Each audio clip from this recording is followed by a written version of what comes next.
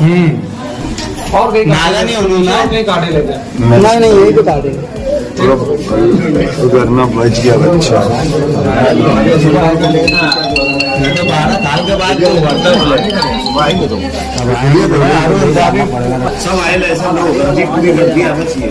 जल्दी असर हाँ वहाँ हो जाए तो अच्छा ही बात। हल्के वाले रखने बोल रहा एक बार सुबह लाना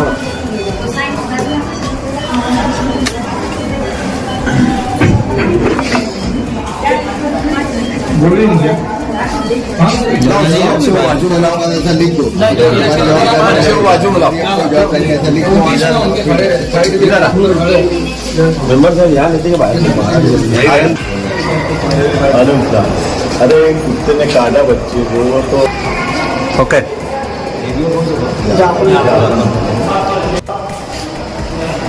जाफर नगर में एक कुत्ती ने कुछ 4 से 5 लोगों को बुरी तरीके से जख्मी करके उनको लहूलुहान कर दिया। एक छोटा बच्चा है, इसके पेट पे आप जख्म देख सकते हैं।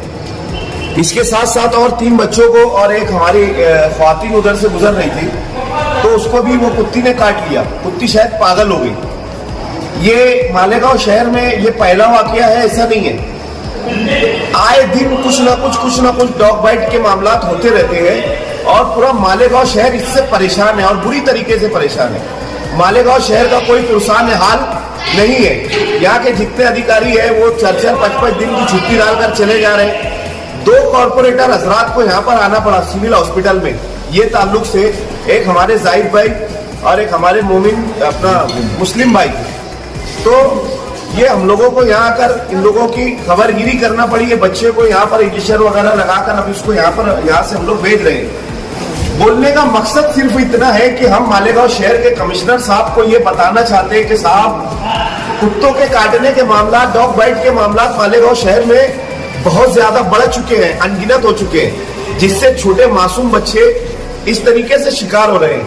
तो आप कम से कम निगरानी करके, हमको तो लगता था कि हो सकता है शायद कि प्रशासन अगर बैठेगा तो मालेगांव शहर के कुछ हालात सुधरेंगे, क्योंकि मालेगांव शहर के हालात सुधरने का नाम नहीं ले रहे। बच्चे जो है वो कुत्तों से परेशान है और उम्र दराज जो है वो धूल से परेशान है।